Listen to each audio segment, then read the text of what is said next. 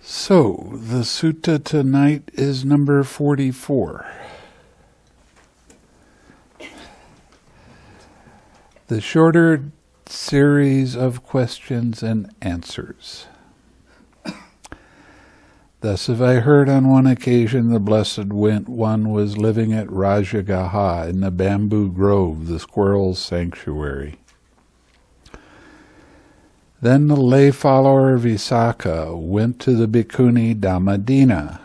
After paying homage to her, he sat down at one side and asked her a question. Visākha was a merchant and very well off. And Dhammadinnā was actually his wife. And one day, Visākha went to practice a meditation with the Buddha, and he became an anagami.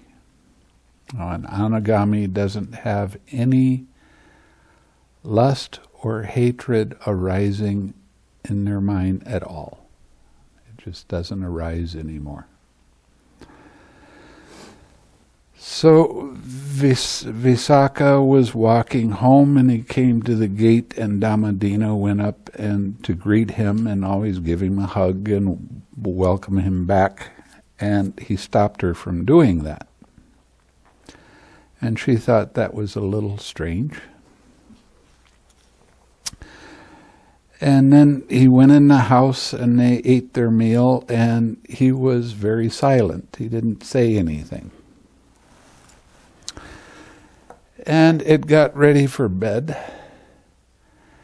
and Visākha got in the bed, and Dhammadinnā got in the bed beside him. And he got up and he laid down on the floor.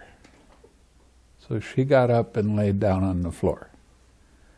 And then he got up and went back in the bed. Now she thought this was at least peculiar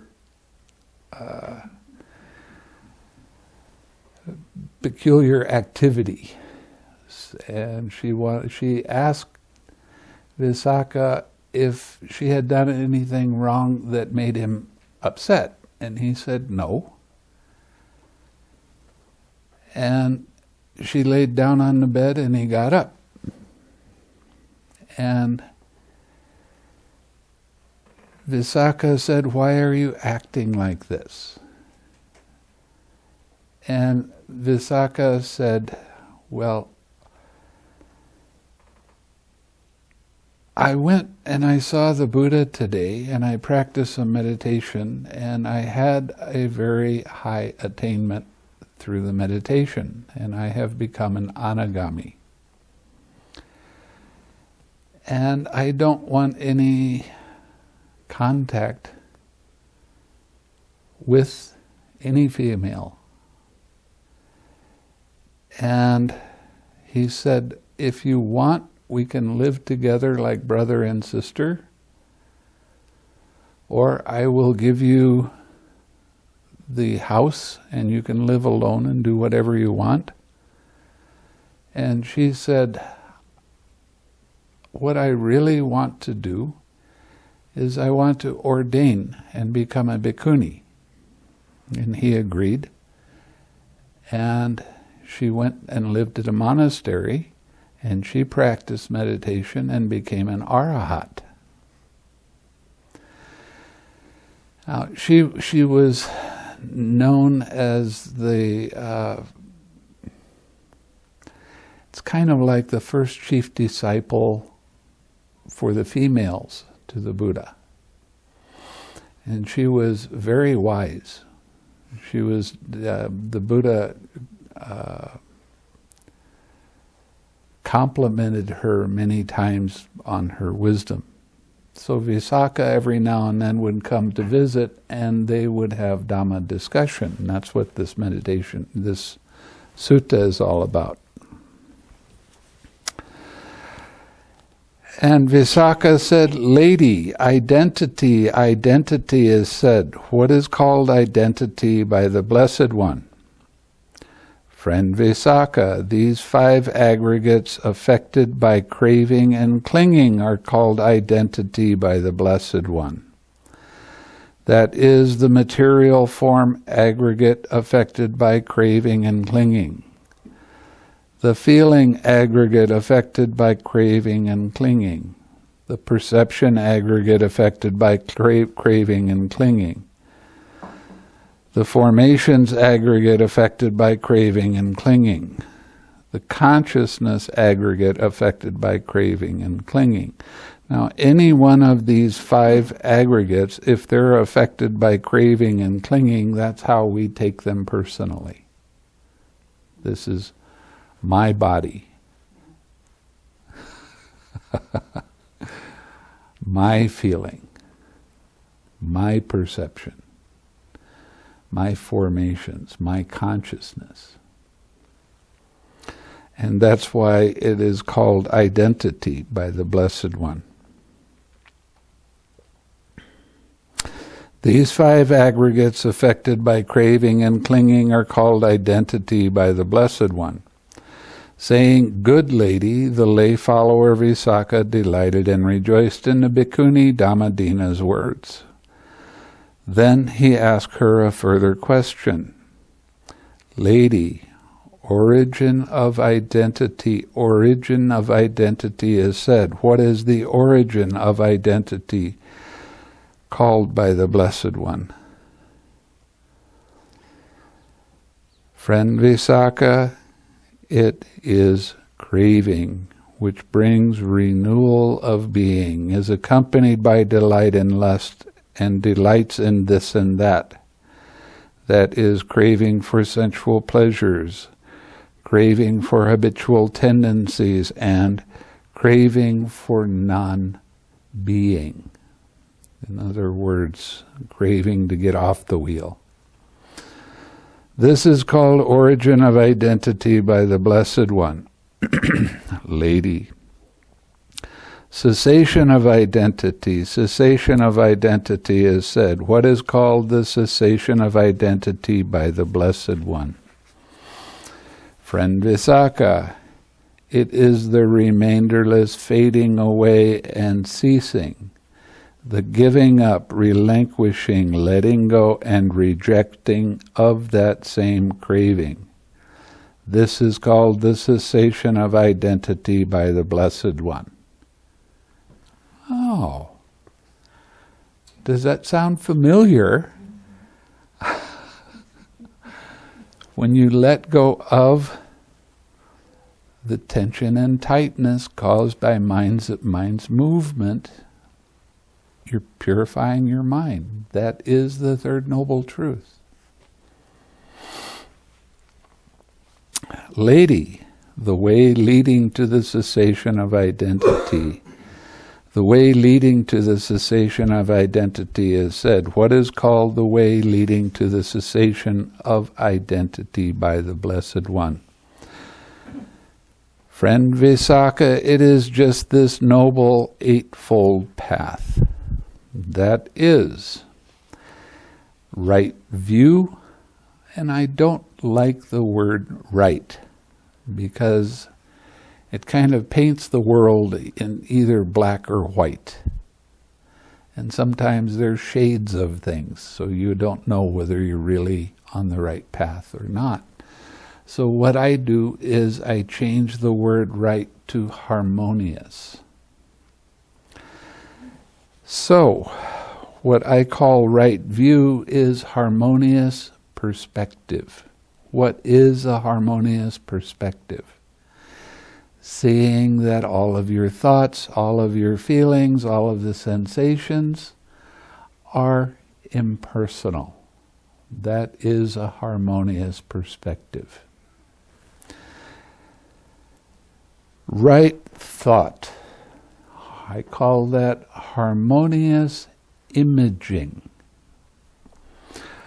Now this is not imagination, it's not make-up stuff, But we all hold images of different things about ourselves.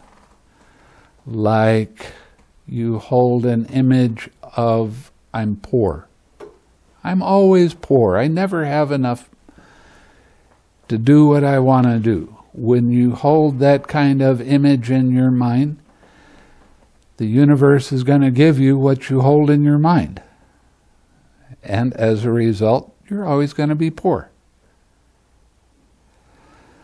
Now, I hold an image in my mind of being prosperous, because I am. I mean, I just got through traveling all the way around the world. And I'm a monk. I don't have any money. How do I do that? That's always the question that my family asks. How do you travel so much? How come you can go to all these different places? Because somebody sends me a ticket. They like me well enough that they want me to come and spend time with them. So we're also building a meditation center. We have a large dining hall and kitchen and a library above, and we just are finishing up with our meditation hall. But if you hold an image in your mind, and it's a harmonious image, I'm generous. You will be. I'm kind. You will be. I'm angry. You will be. Whatever kind of an image you hold in your mind, that's what you manifest. So when you hold a harmonious image, you have the opportunity to have whatever you're holding multiply and get bigger.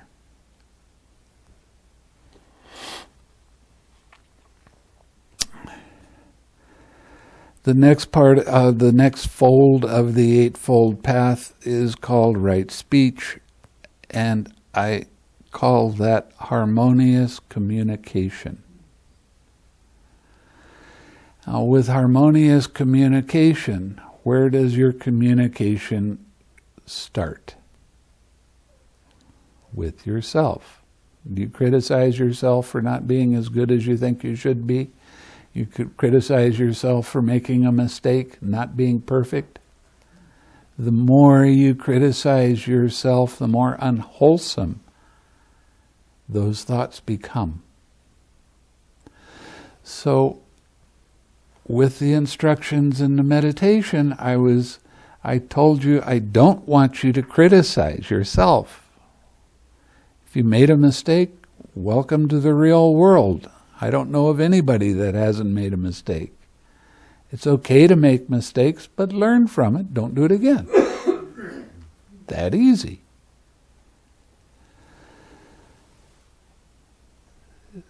And this also has to do with the communication you have with everyone around you. Now, I'm teaching you loving kindness meditation. So when you go out into the world, I don't want you to stop doing the loving kindness meditation. You need to continue radiating loving kindness to everybody around you, to the plants, to the animals, to Mother Earth. The more you spend time communicating in that way, the easier life becomes. So harmonious communication has a lot of different aspects to it. It's not only verbally saying something to someone else, but it's internal verbalization of what you're saying to yourself. Let go of hard, critical thoughts about yourself. Why? Because if you don't let go of those hard, critical thoughts, what kind of image do you hold about yourself? And what are you going to manifest? See how it's interconnected. So the more you can communicate kind, uplifting thoughts to yourself and other people around you, to the animals around you, to the plants around you, to everything, the more you affect the entire world around you in a positive way.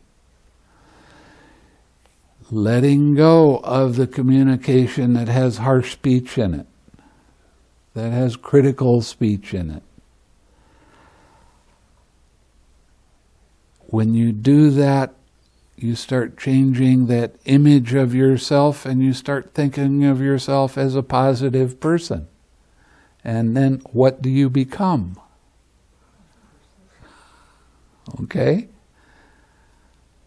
So what kind of images are you holding about yourself? How are you communicating that? Every morning you read, hatred can never be overcome by hatred in this world. Hatred can only be overcome by love. That's an eternal law. Now, I have been in situations where people were angry with each other. And they come in and they start talking and they start arguing with each other in front of me.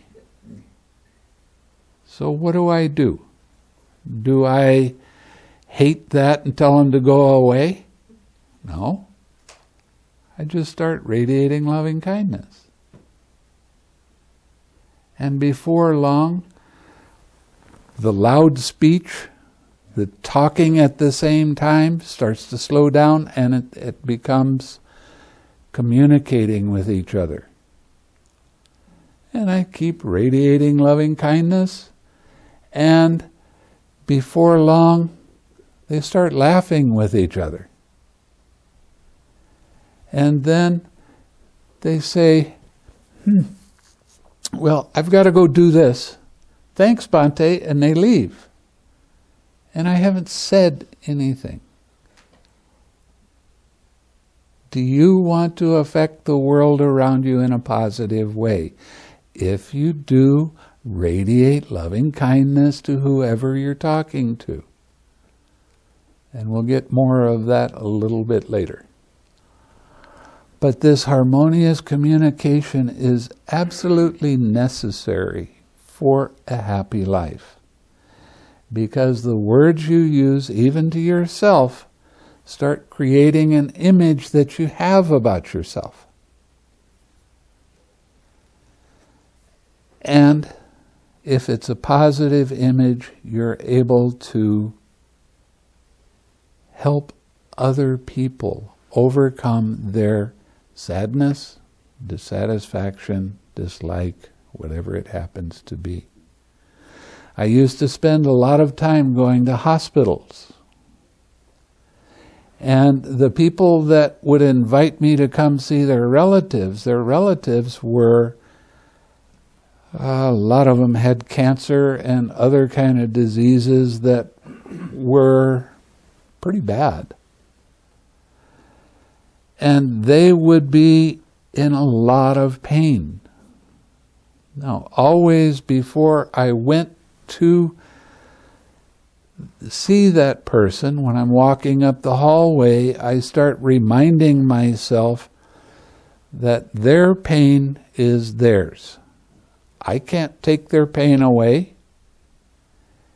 If I try to take their pain away, I make myself unhappy. And then I walk into the room and that doesn't help the person that's in pain. The definition of compassion is seeing another person in pain, allowing them the space to have their pain, and love them without question. Just radiate loving kindness to them.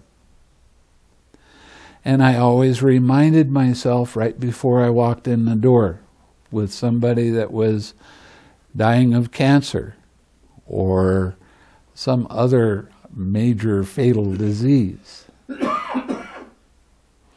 And the whole time I would spend with them, I would be radiating loving kindness.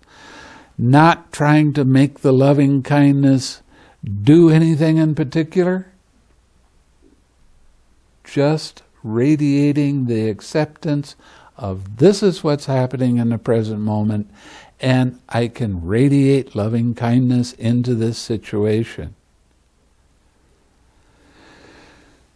Now, one of the things that seemed to happen was when somebody gets very sick in your family, it's real easy to start feeling that you're helpless. I don't know what to do. And when you start feeling helpless, then when you go visit that family member, you start getting into your pity and your sadness. And that doesn't help the person that's sick at all. They actually start feeling worse. Many, many times people would tell me as soon as I walk in the room where somebody is sick, it felt like fresh air coming in the room. Because I wasn't taking pity on that person. And sometimes I'd walk in and they would be in such severe pain that they were moaning. And they would see me and it would slow down a little bit. And within 10 minutes or 15 minutes of radiating loving kindness to them and talking to them about nothing in particular, their mental state starts to come up to my mental state. And they quit complaining about the severe pain they're going through. And I'm kind of a clown, so I like to make them laugh. And there is a good reason to do that. Because your pineal gland produces endorphins. Endorphins are the painkiller in the body. When there's dissatisfaction and dislike, the pineal gland closes down. So that painkiller doesn't get released into the body and have a good effect. When someone is in extreme pain and they start accepting that it's there and they're around somebody that's practicing loving kindness, all of a sudden their mind gets uplifted. And that starts to release the painkiller in the body. And if you can get somebody to laugh, so much the better. It releases even more.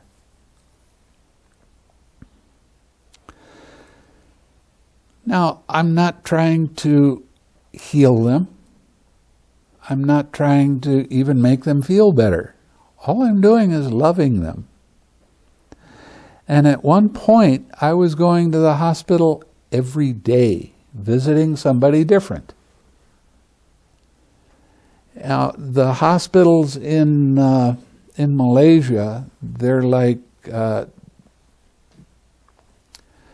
big dormitory rooms where there's maybe 40 or 50 beds. And I would go see somebody and I'd spend time with them and radiate loving kindness, and I'd start to walk out and somebody else would ask me, "Come over here." And even Muslims who really don't care for Buddhists very much would ask me to come over, and they would hold my hand and they ask if I could do something for them. Well, I can love everybody. And that's easy. And it it gave them some relief. Now, it doesn't matter whether somebody's going through major physical problems or mental problems. You don't have to take their pain away. You don't have to pity them because they're caught up in something. All you have to do is radiate loving kindness, unconditionally, no conditions at all. Just do it because it feels good for you, and it does help them in one way or another. So, when you're practicing harmonious communication, this is one of the ways that you can do this. And you start imaging them as having an uplifted, accepting mind without trying to change anything. You let the loving kindness do it the way it's going to do it. You can't force somebody to experience something in a way you would like them to, because this is unconditional. Just radiate the loving kindness. See what happens. One day I was starting to walk out of the hospital, and a boy came up to me and he said, "My mother just had an operation. She's in the recovery room. Can you come and see her?" I said, "Sure, no problem." Now, when I went into the recovery room, she had a oxygen mask that you could see through. Okay, it was clear plastic. She'd just gotten out of the operating. She had stomach cancer or something like that. And she was still under the anesthetic, or anesthesia, however you say it. So I was with a student at the time, and I told them, now's the time we start radiating some loving kindness to this person. They're going through a lot, so they need some love. So I closed my eyes, and I was just standing there radiating loving kindness, and the student tapped me on the arm. I said, "Yeah, what?" She said, "Look at her." She was smiling. She could feel that loving kindness. And she was out, but she was smiling. Pretty amazing stuff when you practice it. And the more you can practice a loving kindness with your daily activities, the easier everything becomes. And you start to see magical things happening. One of my favorite things to do is go into a grocery store and look around for a little child, 1 or 2 years old, that's crying. And I'll go stand by the cart and and just start radiating loving kindness to them, and before long they stop and they look at me like, "Wow, what are you doing?"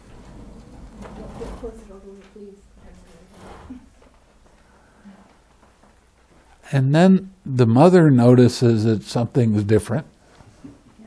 And I mentioned something about them having a cute child, or a well-behaved child, whatever. And that makes mom happy. So I affect some of the world in a positive way. That's what loving kindness is all about. And this is a harmonious kind of communication that you can do for everybody you meet. Right now, coming into the United States from about 200 miles out, you can feel the dissatisfaction, you can feel the fear, you can feel the anxiety, all kinds of negative things. So much so, I thought about talking to the pilot about turning around and going back. Take me to Hawaii. You thought you were a hijacker. But if you want to affect the world around you in a positive way, don't forget, don't get caught up in your own drama. Start radiating loving kindness to everybody around you. And watch the miracles happen. There's a lot of them that happen. Now the next part of the Eightfold Path, they call it right action. And I call it harmonious movement. And this has to do directly with how you treat your mind. You suppress things, you push things down, push things away, try to force mind to be in a particular thing, a particular action that it doesn't want to be in. So you start suppressing and you start pushing down. This is not what we call harmonious movement of mind's attention. This is unharmonious movement. What's the harmonious movement of mind's attention? Opening up and allowing whatever it is to be there. You don't have to keep your attention on it. Relax. Smile. Come back to your object of meditation. And your object of meditation can be smiling and sending loving and kind thoughts to everybody around you. Now, women don't want to be looking a man in the eye when they're radiating loving kindness to them, because that's misunderstood. And men don't want to be looking at a woman and radiating loving and kind thoughts to them, because that can be misunderstood. But you can just radiate to everybody around you without getting caught up in the drama of a relationship, necessarily. So, the harmonious movement is the gentle opening up and allowing, not forcing mind to move in a particular way. Backing off, taking a look at how this all happens. And that we get more of that in a minute. The next part of the Eightfold Path is called right livelihood. And there's a lot of different definitions of livelihood. Don't take on slaves. Don't sell poisons. Don't sell firearms. Don't use poisons. There's some misunderstanding about this, so I call this harmonious lifestyle. What kind of thing do you put in your mind? You like scary movies? You put that in your mind. Does that help your mind to be calm and peaceful? By the way, I was on the airplane and they had The Life of Pi. Highly recommend that movie. It has absolutely no sexual activity in it. It has no cursing in it. And it's a great story. That's living harmoniously. That's having a harmonious lifestyle, putting good things in front of your mind, and helping other people so that they can be happy. That's part of the lifestyle too. The next part of the Eightfold Path is called right effort, and I bet you everybody knows what I'm going to say. But I call it harmonious practice. What is your harmonious practice? 6 hours. That's it. Very, very important part of the meditation. And it seems to have been forgotten by a lot of people that are teaching meditation or practicing meditation. I mean, when I was practicing straight vipassana in Asia, in Thailand, they said, eat less, sleep less, meditate more. That was mostly for Thais. And there was a guy that was following that idea, and he cut down on his food so much that he started getting very skinny. And he was pushing in his meditation to try to get something. And he was only taking 2 or 3 hours sleep a night. And I went to the meditation center where he was, and I looked at him, and his eyes were sunken back in his head. And he was anything but calm and peaceful. And I said, you're really putting in a lot of effort here. I think you need to take a break. And he said, I don't know. I said, have you had any dreams? He said, yes. I have dreams of fat women eating a lot of food.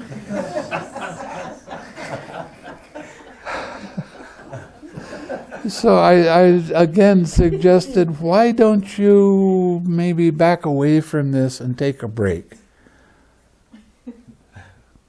At least build your strength up so that you can continue on. That was wrong effort. There's no getting around it.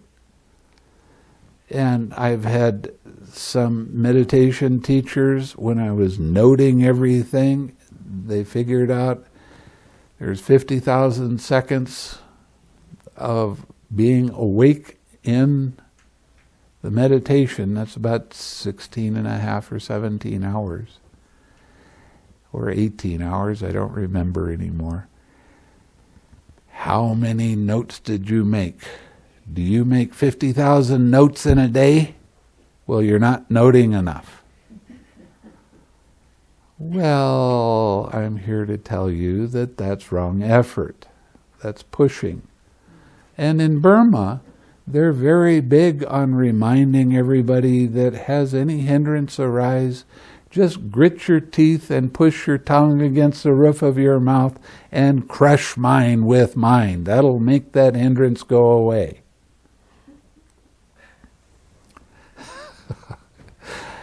It doesn't work very well, let's put it that way. I went to the translator of that, and I started telling him that it was comical that somebody would put that in the sutta. And he told me in no uncertain terms, well, I've had to do that. And I said, who had to do that? Who had to crush mind with mind?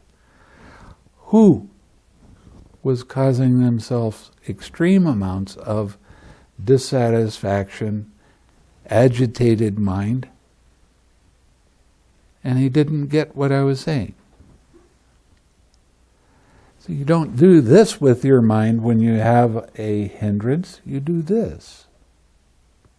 You allow it to be there. Just don't keep your attention on it. Smile. Relax. Take it easy. Don't try to force anything.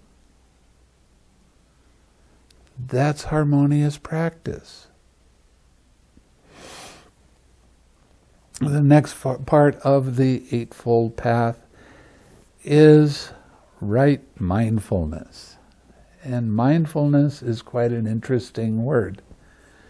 Because if you go to 10 different people, you're going to get 10 different definitions that don't really say much.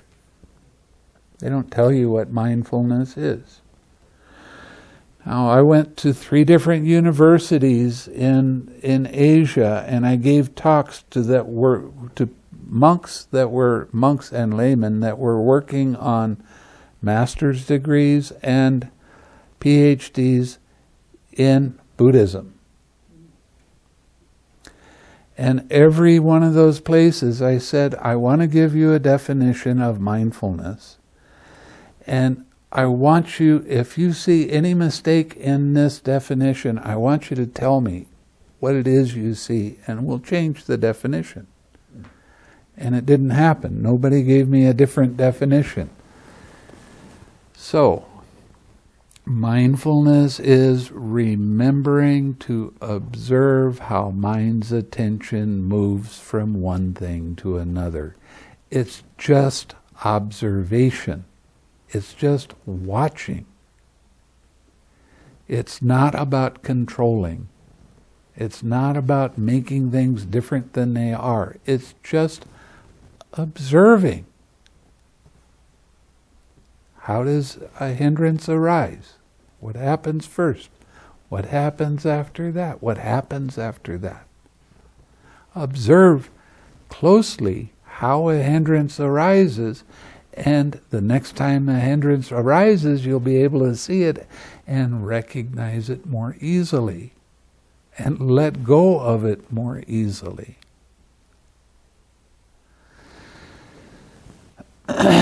Now, as you get deeper in your practice and you start progressing very well in your meditation, there will be times that your mindfulness slips, a hindrance arises, and the hindrance will just keep coming at you.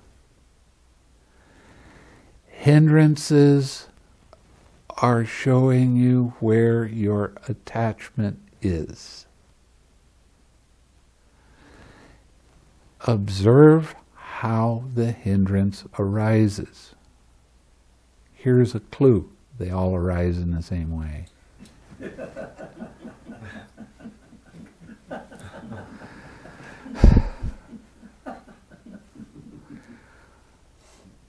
So when you see a hindrance and how it arises, you're becoming very familiar with it, and it's easier to see it as an impersonal process. It's easier to let it go. And you stop identifying with these things. And the hindrances can sometimes come up, and they'll be there for a while. I mean, the Buddha was one of the most advanced meditators in the world at that time. On the night of his awakening, he was attacked by hindrances for a few hours. Hours! And here is the most advanced meditator in the world fighting these hindrances off. But he wasn't fighting them.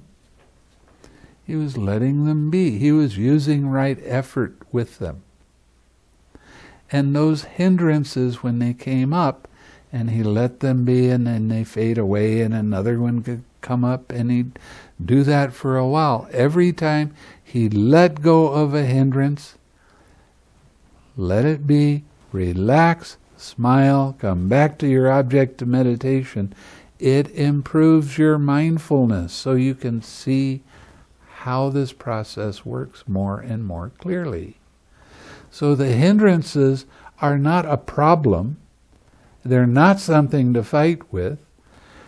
Just allow them to be, but don't keep your attention on them.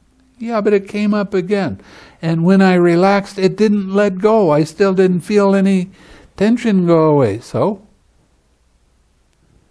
come back to your object of meditation. You won't be there very long. Then you're going to go back to it. Well, that's good. That's not bad. Because it's helping you. It's helping you to develop your awareness of how it arises. Your mind is on your object of meditation, all of a sudden it's on the hindrance. How did it happen? as you go back and forth and ping pong back and forth, you start seeing more and more clearly how this process actually does work. I gave a talk at a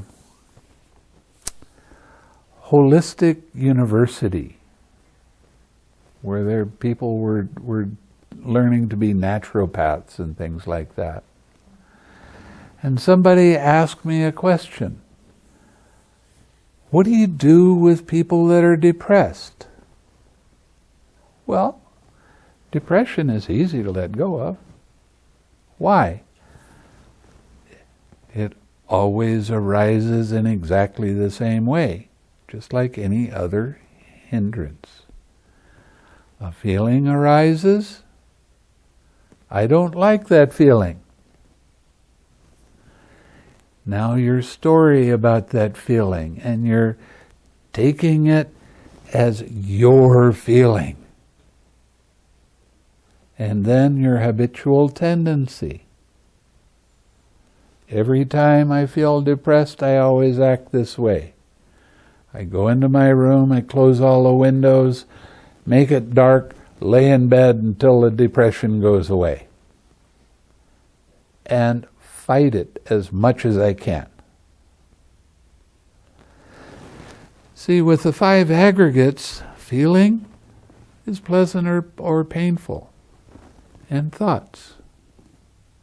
What our habit is, and it's a habit that we've been doing for many, many lifetimes, is we try to think the feeling away. And the more you think the feeling, the bigger and more intense that feeling becomes. So what do? First, you notice those thoughts. And let those thoughts be. Don't keep your attention on them, and relax. Now you notice a tight mental fist around that feeling. That painful feeling is there. I don't like it. I have aversion to painful feeling. But the truth is, when a feeling arises, this is really profound, it's there. Okay? And it's okay for it to be there. It has to be okay, because that's the truth. That's the truth of the present moment. That's the Dhamma of the present moment. So what do you do with that? You let it be there. Okay? But it's painful. Okay? So? Painful, pleasant, same coin, different sides. Treated in the same way. Let it be. Relax. Smile. Come back to your object of meditation. Stay with your object of meditation as much as you can. Anytime you try to control anything that's happening in your mind, you are fighting with the truth. And that's the cause of suffering. Depression, reasonably easy to let go of. 1, it's not yours in the first place. It's just an impersonal process. How do you get rid of depression? You relax into it. Bring up something wholesome. Smile, laugh. Keep smiling and laughing. I don't feel like it. I don't care. It's not a real smile. I don't care. There's so many studies about a smile and what it does for your mind states, and physically it's remarkable. And still people resist the idea, of smiling. Well, the more you smile, the more uplifted your mind becomes. And with an uplifted mind, what does that start to help you with? Your mood. So the more you practice smiling and sending loving and kind thoughts to yourself or someone else, depends on the situation, doesn't matter, the more accepting your mind becomes, the clearer your mindfulness becomes. Because when you have an uplifted mind, it's real easy to see when it starts to go away. It's real easy to see how your mind gets stuck in the mud. And who is identifying with that? Me. This is mine. I don't like this. I don't want this to be here. But the truth is, it's there. Now, you remember some of the instruction the first day of the meditation? I want you to smile. I want you to laugh. I want you to have fun. Play. Does anybody here know what person it was that told us that we're supposed to be serious all the time? I'd like to find that person.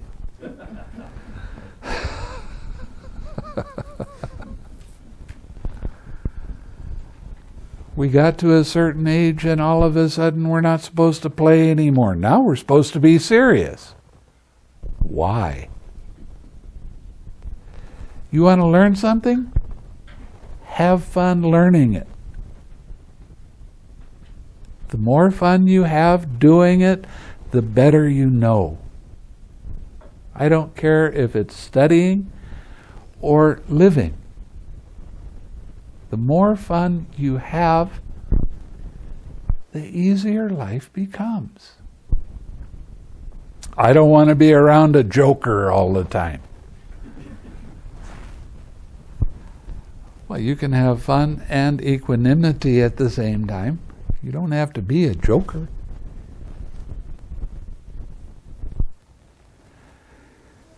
I've had a lot of meditation students that have been practicing meditation for many years. 10 years, 15 years, 20 years. And they've been practicing forms of meditation that emphasize dukkha, suffering. You go to Thailand, any of the meditation centers that you go to, that's the first thing they're going to tell you. The Buddha said, everything is suffering. No, he didn't say that. I'm sorry. He said there's suffering occasionally in life.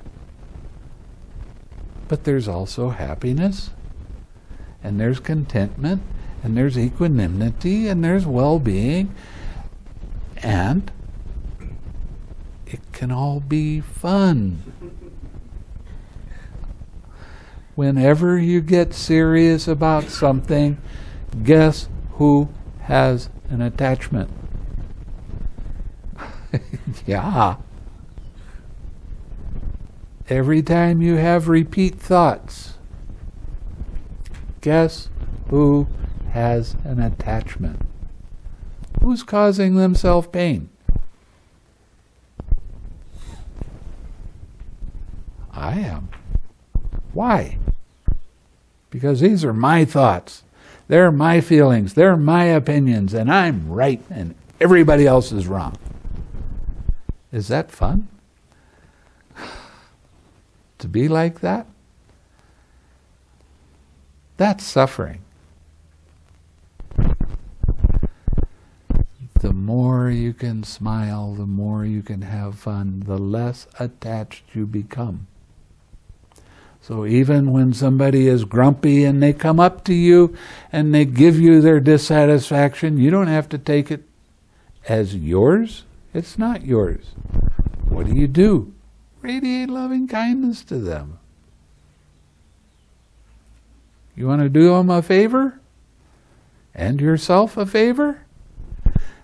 This is what I'm trying to get you to understand. When you're doing your daily activities, stay with your object of meditation as much as you can. Let go of the rubbish thoughts and other kind of distractions. So you can take it from here and go out there and still have the happiness and well-being in you. It takes practice.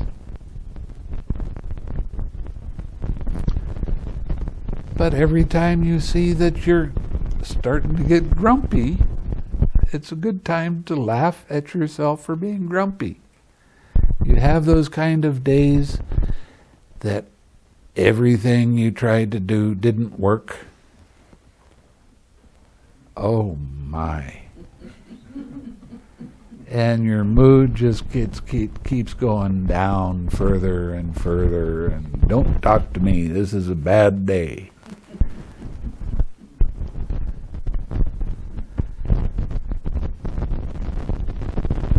That is the time to laugh at yourself and how ridiculous you're treating yourself.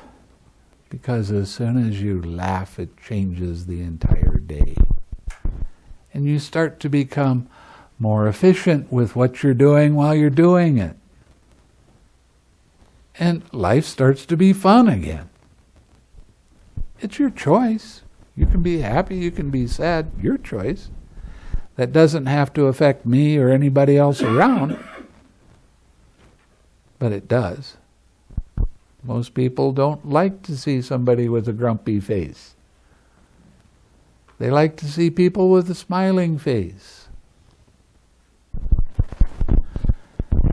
What do I tell you to do? I tell you to smile, right? Why? Makes you feel good. Improves your mindfulness a lot. And the more you can smile, the easier the progress comes to you during your meditation. Even when you get deep into the meditation, you can still smile with it. Don't forget. It's important to remember. The last part of the Eightfold Path, they call it right concentration, and I certainly don't like that. Because everybody that I know of, except a few, call concentration absorption. And the Buddha did not teach absorption. Was that around during the time of the Buddha? Yes, it's been around from time immemorial. Absorption, concentration. And if you want to change that absorption concentration into what the Buddha was talking about, you just have to do one thing. Relax the tightness in your head, in your mind. You all of a sudden go from absorption, one-pointed concentration, to an aware kind of practice that has strong mindfulness in it. Now, in the definition of the Eightfold, or the right concentration, in the suttas it says, this includes the first jhana, second jhana, third jhana, fourth jhana. The fourth jhana includes all of the arupa jhanas. The realm of infinite space, infinite consciousness, nothing, and neither perception nor non-perception. They're just different aspects of the fourth jhana. But people are in the habit of giving them fifth jhana, sixth jhana, seventh jhana, like that, or naming them. But it's all part of the fourth jhana.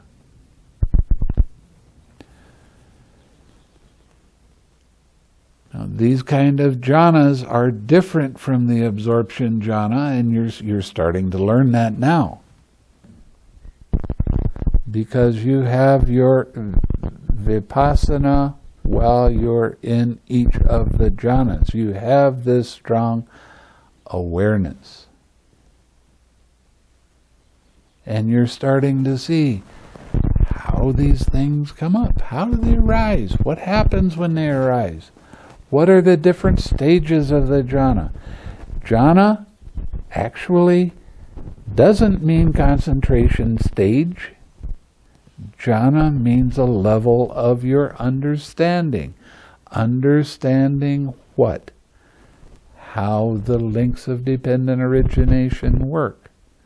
I don't know if you were aware of the fact that on the first night of the instructions, I was telling you about dependent origination and how it worked.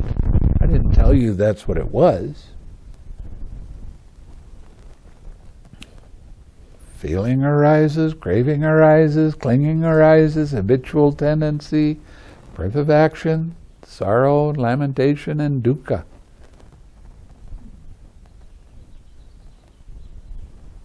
So I was telling you about this on the first night.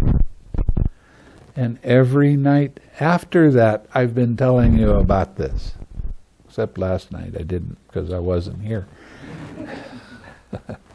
I got a vacation.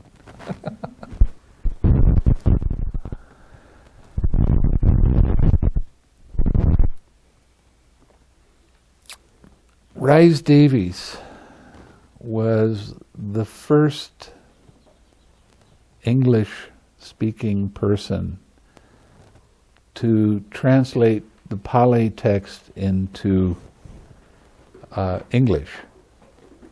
And we're forever beholding to him of that. Now the interesting thing was, when he first started doing that, he was very much a Christian. By the time he got through with all his translations, he was a Buddhist. He saw the sense of it. He did. But in his studies and trying to find out the definitions of words and that sort of thing, he found out that before the time of the Buddha, the word samadhi was never used.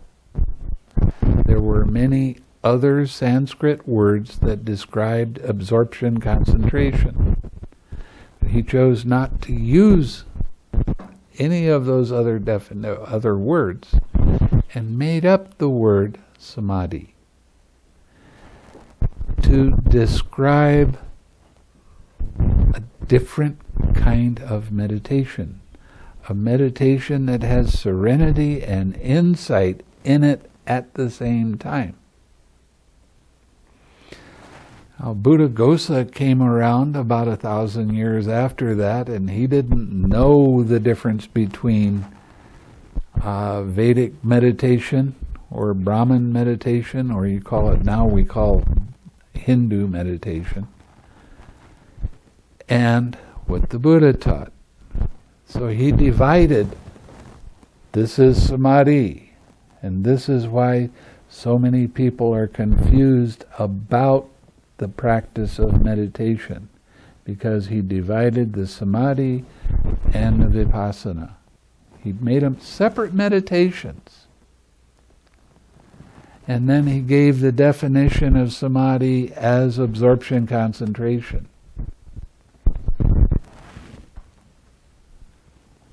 So, the first 20 years of my practice in meditation, I took that as my Bible. And occasionally I would go to the suttas and I would try to read the suttas, but I didn't understand it because it didn't match the Visuddhimagga. And I kept going back to the Visuddhimagga because that's what was recommended to me. And the Visuddhimagga is held in high esteem. One of the definitions of being a Theravada monk is taking the Visuddhimagga as the same teaching as the Buddha's. Whoops. It doesn't work that way. That's why I'm not a Theravada monk. I was ordained a Theravada monk, but I'm not a Theravada monk now. When I was in South Korea, I gave a talk in front of 100 monks. And they were at a university, very educated monks. And I said something about the 6 R's and how you relax and all of these kind of things and how you let things go. And this Korean monk in the back stands up and he's waving his hands. Okay, what do you got there? And he says in Korean, "How can you say something like that? That's a Mahayana saying." And then it got translated to me. And I said to him, I am not a Theravada monk. I am not a Mahayana monk. I'm a Buddhist monk. And they all started clapping.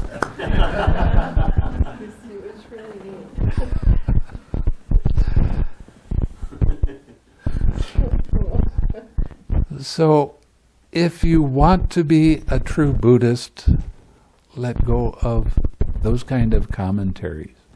There are useful things in the commentary that are correct. There are more useful things in a lot of the sub-commentaries that are correct. But you have to be able to read Sri Lankan script or Burmese script in Pali to understand what they're saying. We're working on it. But when I ran across a monk that told me, I'm teaching the meditation correctly, but I'm using the languages of Sutta, put that aside and just use the Sutta language, all of a sudden everything started changing. I could understand what they were talking about because I didn't have the Sutta to contradict what I was reading. And it was amazing. I had light bulbs going off in my head a lot.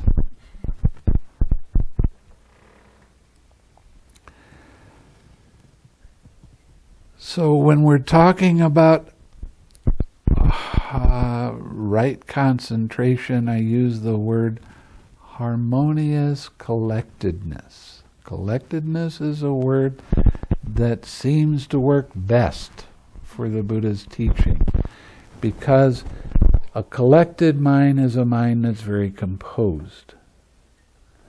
It's a mind that is unified, and it's still. And that describes what we're practicing. As you go deeper in your meditation, you become more and more still, but it's not absorbed to the exclusion of everything else. You can still, even when you're in the higher jhanas, you can still have a slip of mindfulness, and all of a sudden you have another hindrance to work with. But you have awareness. You have awareness of your body. Up until the realm of nothingness, if there is contact, you will feel it. If I touch you, if I say something to you, you will hear it, you will feel it. If somebody is even up into the third jhana of absorption, I can take a stick and whop them on the head and they don't know that it happened. I can take a gun right by their ear and they barely can hear it.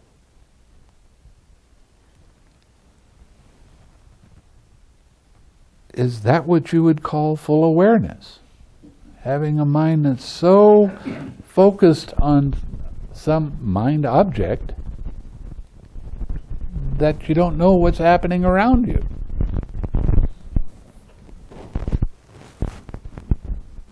But when you add that extra step, that little step of relax,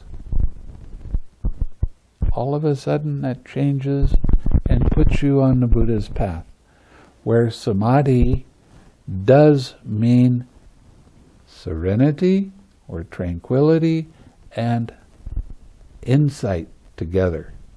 Now, a lot of you have been telling me your insights, and they're wonderful. You're seeing how it works. That's really exciting. That's really good. Makes me happy. And you're experiencing these insights while you're in the jhana, while your mind is peaceful and calm. That's a revolutionary, different way of practicing meditation. Suppress nothing. Nothing is pushed away. Nothing is pushed down. Everything is allowed to be accepted. Smile, relax. Come back to your object of meditation. Okay, so we'll go back to the sutta. Lady, is that craving and clinging the same as these 5 aggregates affected by craving and clinging? Or is craving and clinging something apart from the 5 aggregates affected by craving and clinging? Friend Visākha, that craving and clinging is neither the same as the 5 aggregates affected by craving and clinging, nor is craving and clinging something apart from the 5 aggregates affected by craving and clinging. It is the desire, the lust, in regard to the 5 aggregates affected by craving and clinging, that is the craving and clinging there. Now, it says desire and lust, but you have to understand that it's also aversion and hatred.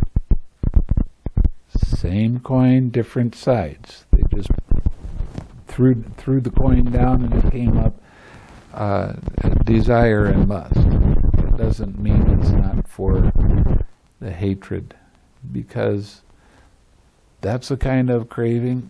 You don't want that. That's a painful feeling. Push it away. Stop it. And that's where you get into your attachments. Yes? I don't understand that. What don't you understand? I don't understand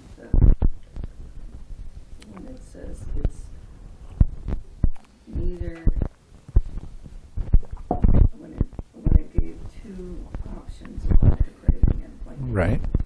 And yet the explanation wasn't clear to me. I don't know if that's because I don't understand it yet, or if there's another way of saying it.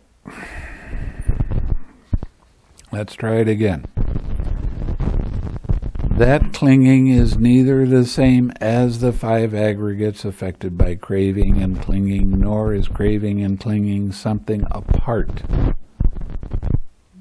It's not. See, the 5 aggregates can or will not be affected by craving and clinging, depending on the person that is seeing them. Okay? You can have a feeling arise without any craving or clinging in it. You can have perception arise without any craving or clinging. So you can't exclusively say that it's always because of the 5 aggregates, because it can be affected by craving or clinging or not, depending on your perspective at the time. Right, because of volition. Because you have a choice, right? There's your perspective and there's a choice.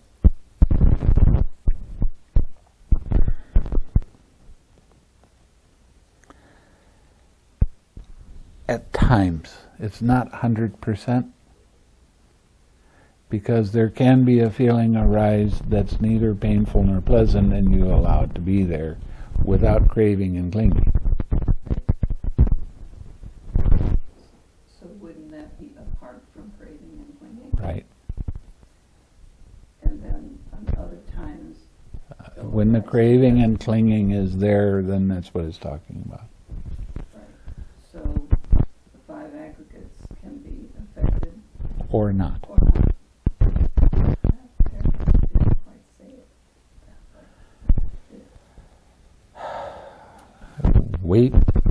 cessation? I'll get to it eventually.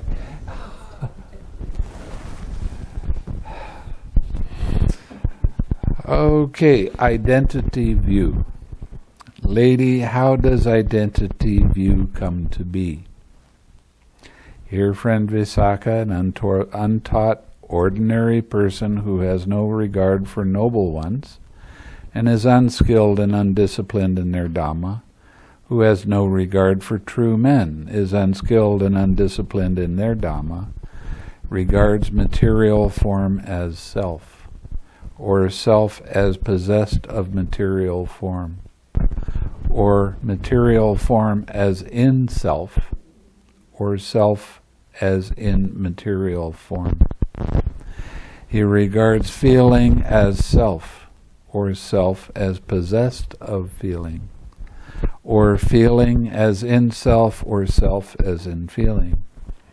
He regards perception as self, or self as possessed of possession, or perception, or perception as in self, or self as in perception.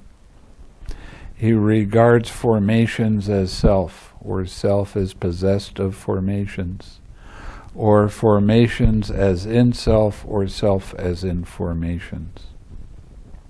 He regards consciousness as self, or self as possessed of consciousness, or consciousness as in self, or self as in consciousness.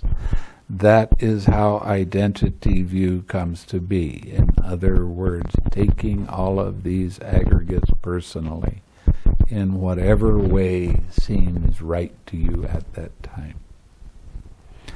Lady, how does identity view not come to be? Here, friend Visākha, a well-taught, noble disciple who has regard for the noble ones and is skilled and disciplined in their Dhamma, who has regard for true men and is skilled and disciplined in their Dhamma, does not regard material form as self. And it goes through all of the 5 aggregates. These are not self. They're not you. They're not yours. There is nothing that is you or yours. But you still have to use those words, because that's a convention of talking about, I'm hungry, I got to go get something to eat. But that doesn't mean that you're attached. And I have run across monks that I've written to, and they told me I was very severely attached because I used the word I. I used a pronoun. How can you be an enlightened being if you use the word I? Wow. There's some strange ideas out there. That's all I can say.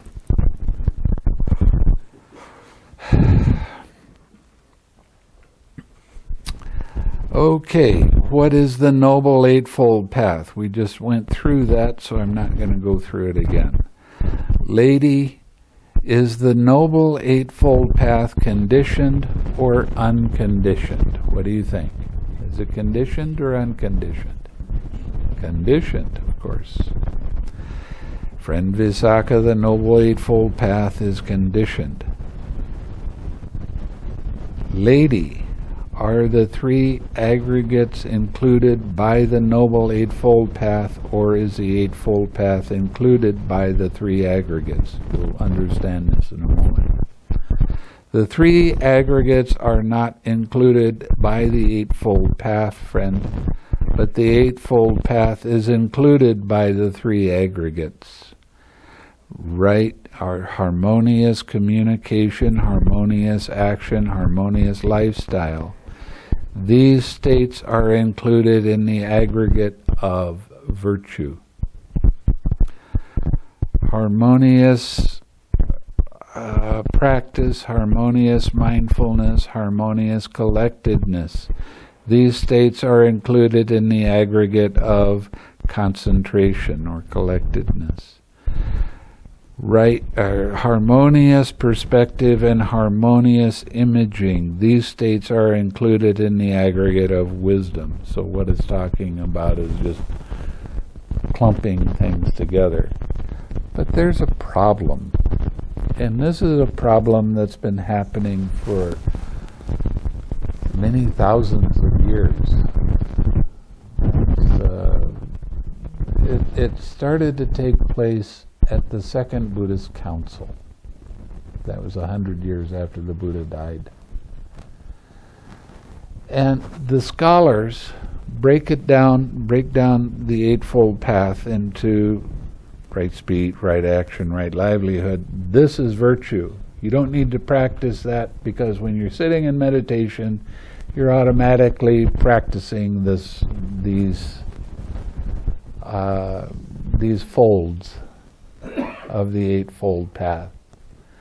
And the meditators say, no, you can't do that, because it's more all-encompassing, and this is part of the instruction in the meditation. You can't take part of that out. I mean, the first time the Buddha gave a discourse, he thought the Eightfold Path was so important that he mentioned the Eightfold Path. And he was teaching the 5 ascetics how to do the meditation. You have to realize that right speech that they talk about is not just about speech with your tongue. It's about the speech inside, and your right action, and your right livelihood. These are not external things that's just virtue. You can't divide it up like this. If you do, you're not practicing the Eightfold Path. You're practicing the Fivefold Path. And if you practice straight vipassana, then you're not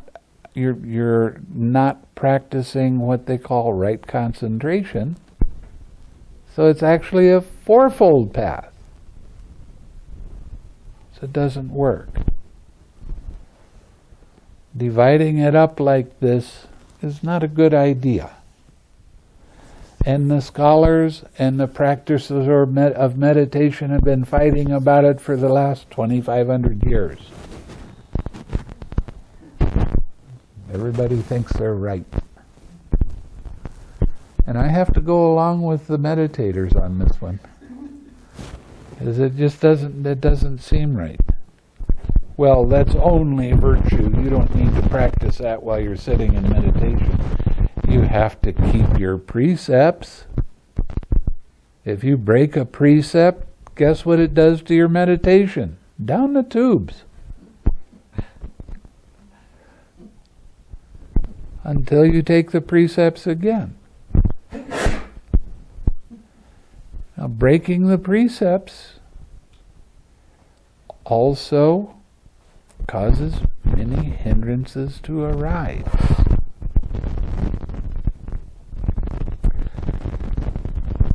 So, if you want your meditation to be good, and you get off retreat and you want to continue progressing in your meditation, keep your precepts.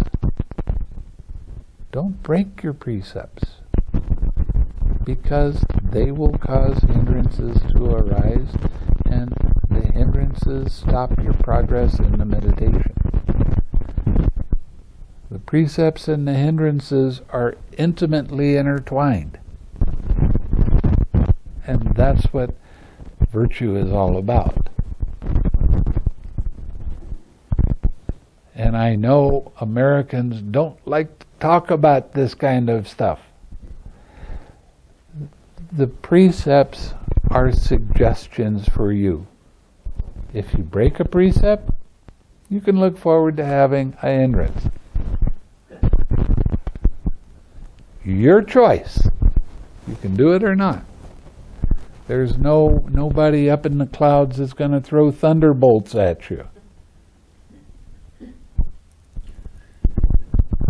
But you do it to yourself. cause yourself your own problems.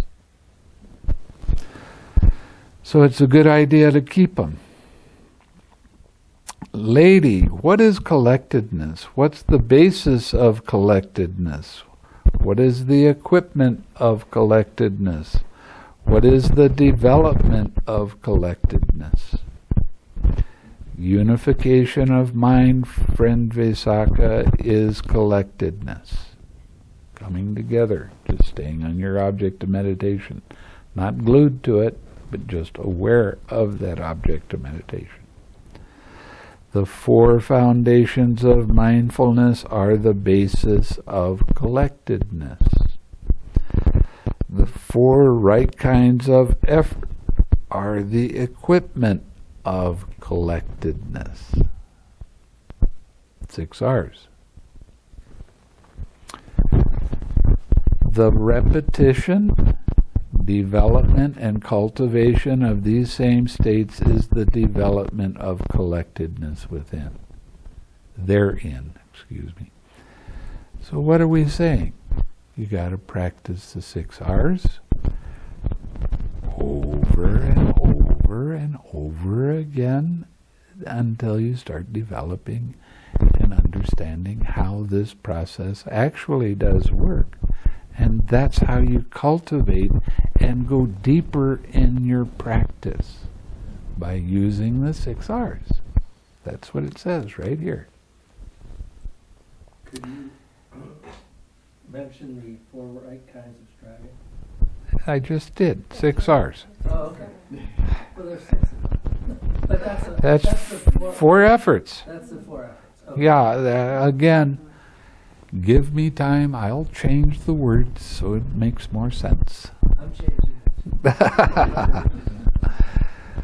Lady, how many formations are there? There are these 3 formations, friend.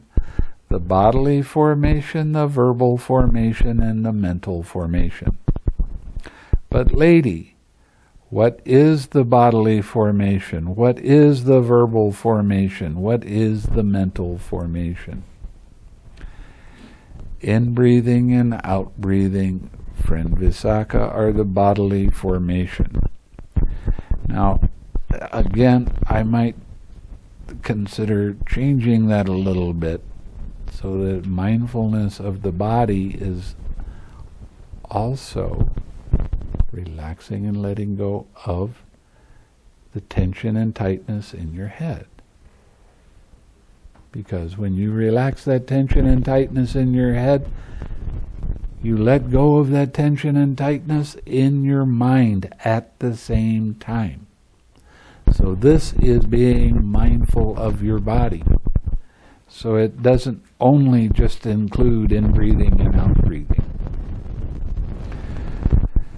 Friend Visākha, in-breathing and out-breathing are bodily formations. Thinking and examining thought are verbal formations. Perception, feeling, and consciousness are mental formations. But lady, why are in-breathing and out-breathing and relaxing the bodily formation? Why are thinking and examining thought the verbal formation? Why are perception and feeling and consciousness the mental formation? Friend Visākha, in-breathing and out-breathing and relaxing are bodily. These states are bound up with the body. That is why they are called the bodily formation. First, one thinks and examines and uses examining thought, and subsequently one breaks out into speech. That is why thinking and examining thought are the verbal formation.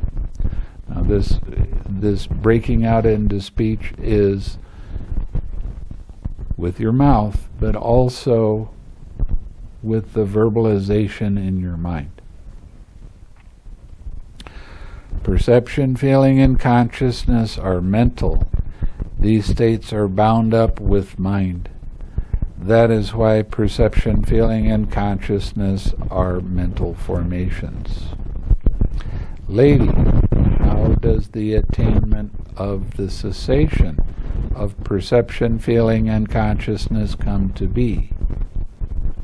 Friend Visākha, when a monk is attaining the cessation of perception, feeling, and consciousness, it does not occur to him, I shall attain the cessation of perception, feeling, and consciousness, or I am attaining the cessation of perception, feeling, and consciousness, or I have attained the cessation of perception, feeling, and consciousness. But rather his mind has previously been developed in such a way that it leads him to that state. So as you go deeper in your meditation, you will get to a place where there is the cessation of perception, feeling, and consciousness. But you don't know you're in that. You can't direct your mind to make that state arise. It will arise when conditions are right. While you're in that state, you don't know it. When you come out of that state, then you can reflect on whether you were in that state or not. But it's just like turning off the lights. That's it. Everything's black. There's nothing. And you don't know there's nothing because there's no there's no feeling, there's no perception, and there is no consciousness. Just a blank spot that happens. And when you come back out of that state, that is when you have the opportunity to see the links of dependent origination. And when you see the links of dependent origination, it's such an amazing insight. And your understanding is such that you will experience Nibbāna. And that's the big oh wow. It is a feeling of relief that's hard to describe. And there's a change in personality because of experiencing that. You tend to be more wholesome, more uplifted, more clear with what's happening in the present moment. There's a lot of real good advantages for that.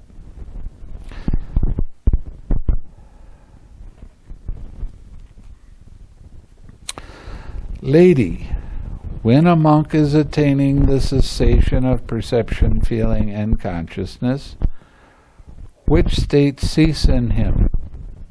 First, cease in him. The bodily formation, the verbal formation, or mental formation.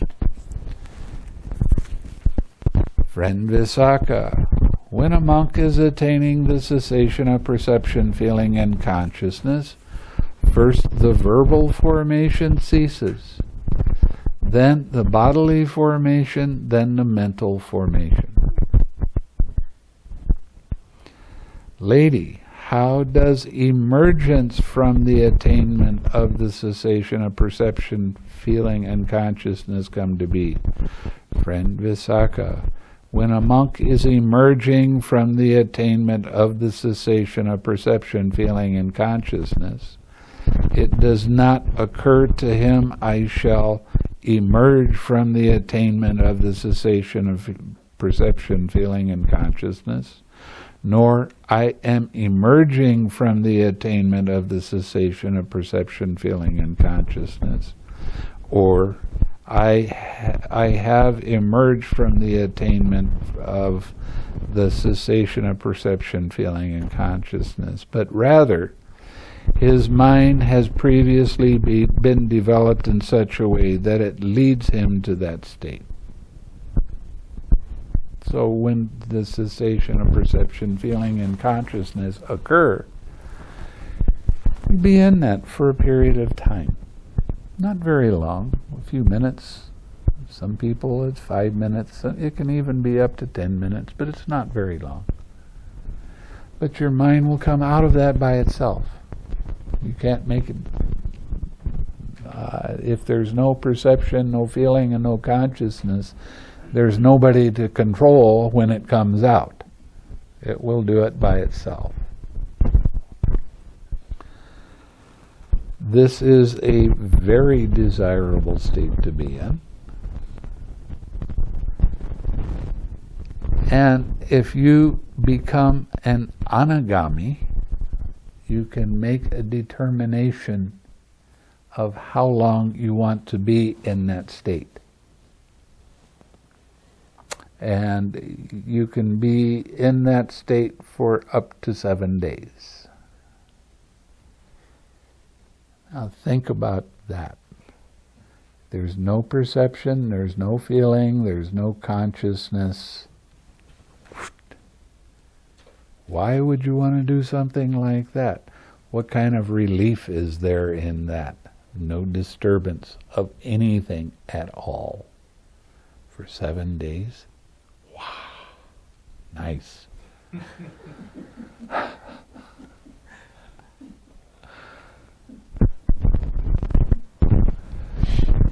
But that only happens for anagamis and arahats. Doesn't happen for sotapannas or sakadagamis.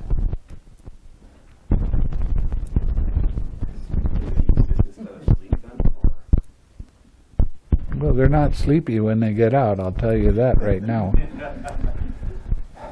They use it for relief.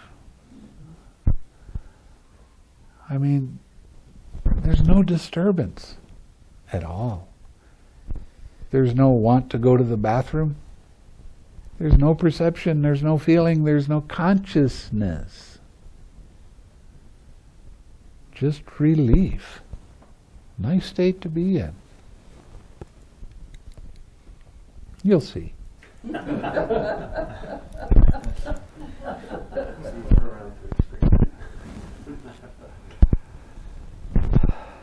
Lady, when a monk is emerging from the attainment of the cessation of perception, feeling, and consciousness, which states arise first in him? The bodily formation, verbal formation, or mental formation? Friend Visākha, when a monk is emerging from the attainment of the cessation of perception, feeling, and consciousness, first the mental formation arises, then the bodily formation arises, then the verbal formation.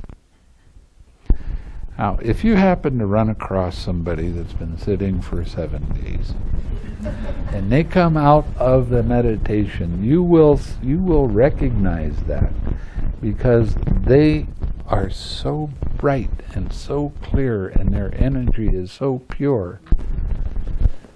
You want to give them a gift,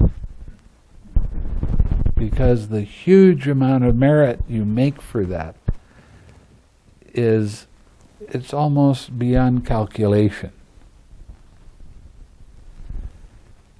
So it's of good advantage to be around people that have that kind of attainment. Is it possible in this lifetime to be around people like that? Yes.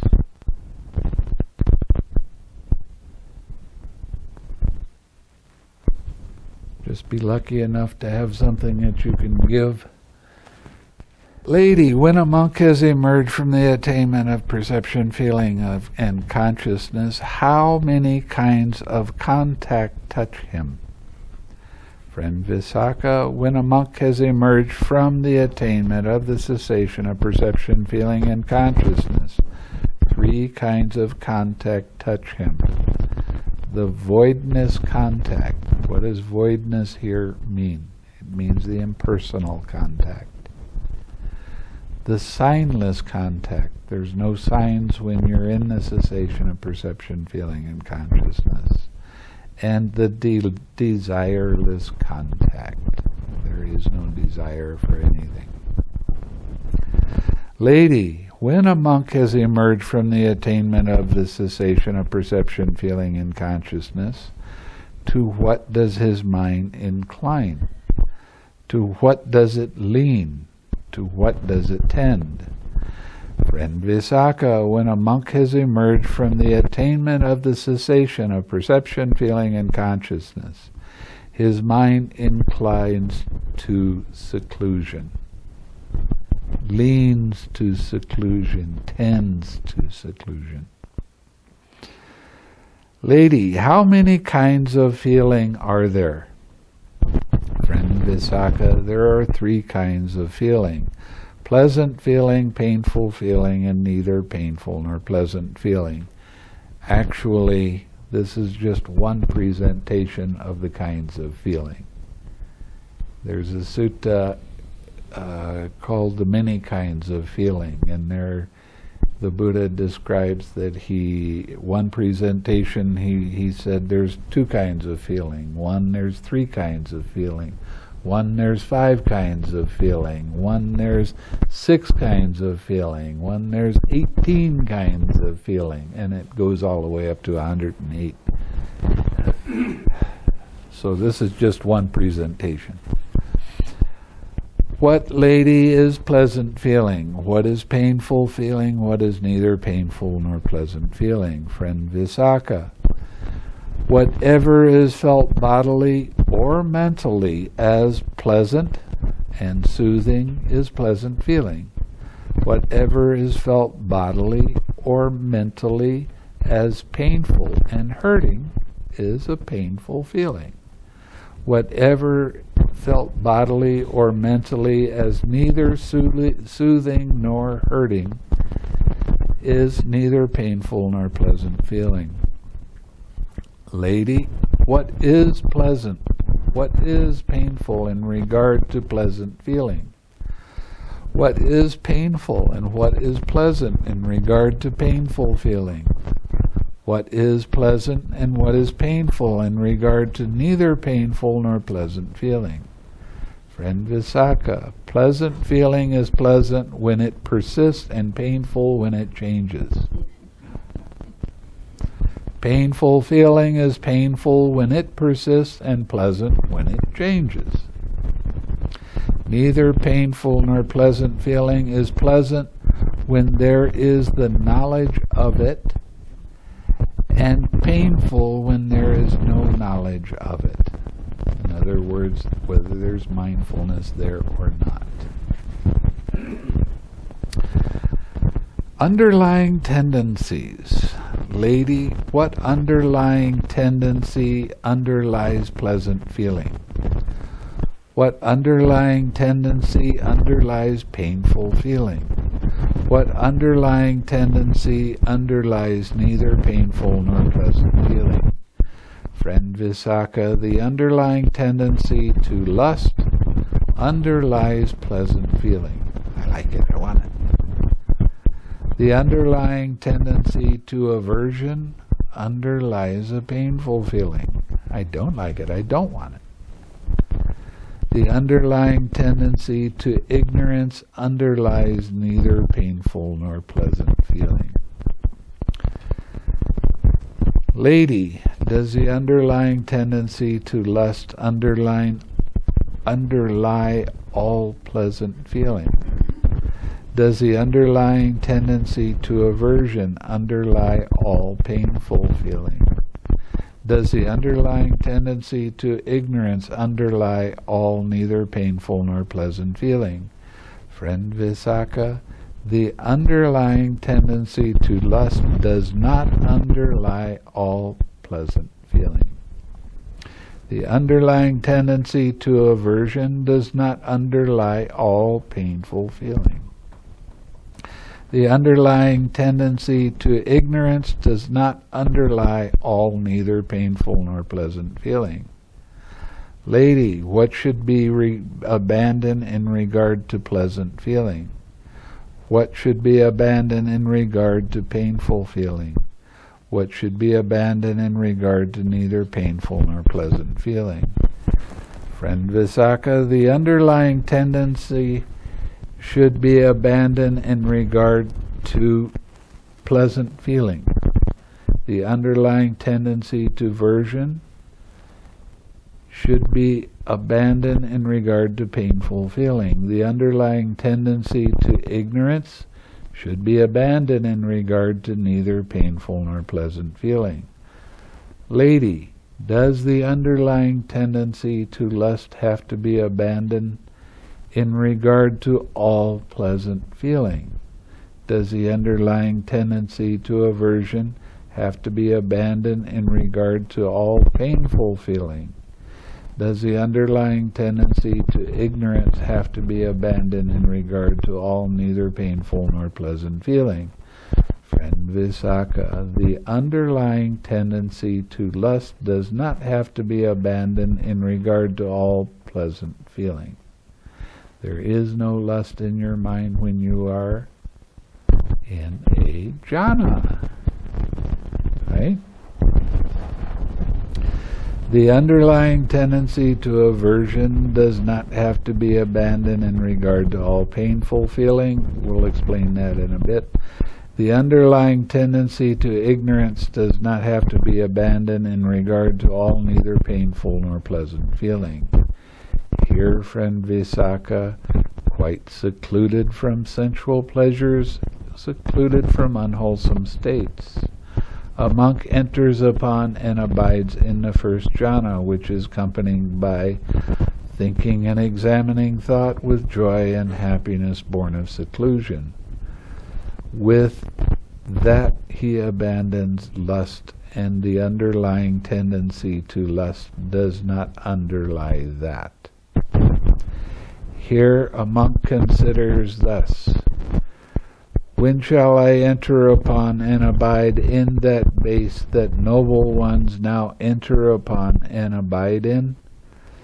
In one who thus generates a longing, big word, longing, for the supreme liberation, grief arises, and with that longing as condition. With that he abandons aversion, and the underlying tendency to aversion does not underlie that. So, longing. I want it. I've been working for how many years to attain Nibbāna? I really want it to happen. And the thing that is in common with everybody that attains Nibbāna is they say to themselves, whatever's going to happen is going to happen. I'm just going to watch and see what it is. See the difference between that and I want it to happen? Longing is one of the subtle hindrances that will stop you from attaining Nibbāna.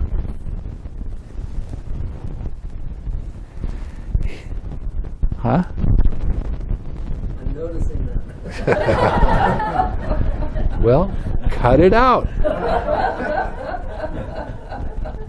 Here, with the abandoning of pleasure and pain, with the previous disappearance of joy and grief, a monk enters upon and abides in the fourth jhana, which has neither pain nor pleasure, and purity of mindfulness due to equanimity. With that he abandons ignorance, and the underlying tendency to ignorance does not underlie that.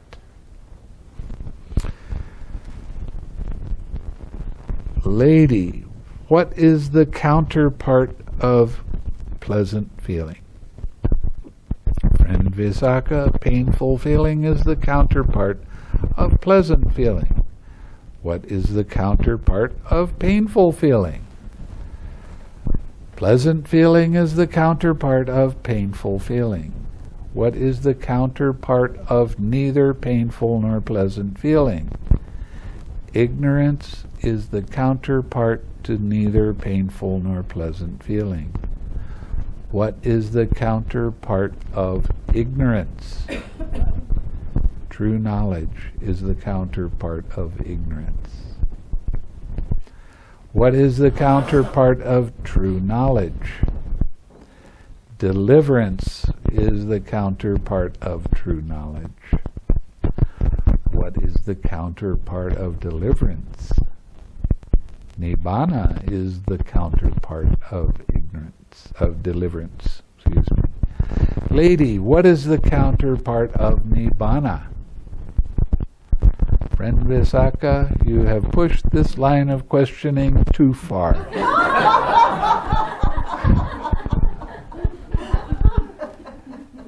You were not able to grasp the limit to the questions.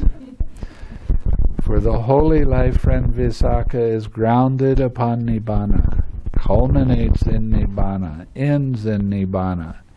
If you wish, friend Visākha, go to the Blessed One and ask him about the meaning of this. As the Blessed One explains it to you, you should remember it. Then the lay follower, having delighted and rejoiced in the bhikkhuni Dhammadinnā's words, rose from his seat, and after paying homage to her, keeping her on his right, he went to the Blessed One. After paying homage to him, he sat down at one side and told the Blessed One the entire conversation with the bhikkhuni Dhammadinnā. When he finished speaking, the Blessed One told him, "The bhikkhuni Dhammadinnā is wise, Visākha. The bhikkhuni Dhammadinnā has great wisdom. If you had asked me the meaning of this, I would have explained it to you in the same way that the Bhikkhu Dhammadinnā has explained it. Such is its meaning, and you should remember it." That is what the Blessed One said. The lay follower Visākha was satisfied and delighted in the Blessed One's words. So, that gives you a little bit more background in the Eightfold Path and how you use it. Every time you use the 6 R's, you are practicing the entire Eightfold Path. Every time you smile, you are practicing the entire Eightfold Path at that time. Now do you see the importance of what I was talking about? That is the way to the cessation of suffering. Let's share some merit real quick so you can go. May suffering ones be suffering free, and the fear-struck fearless be. May the grieving shed all grief, and may all beings find relief. May all beings share this merit that we've thus acquired for the acquisition of all kinds of happiness. May beings inhabiting space and earth, devas and nagas of mighty powers, share this merit of ours. May they long protect the Buddha's dispensation. Sadhu, sadhu.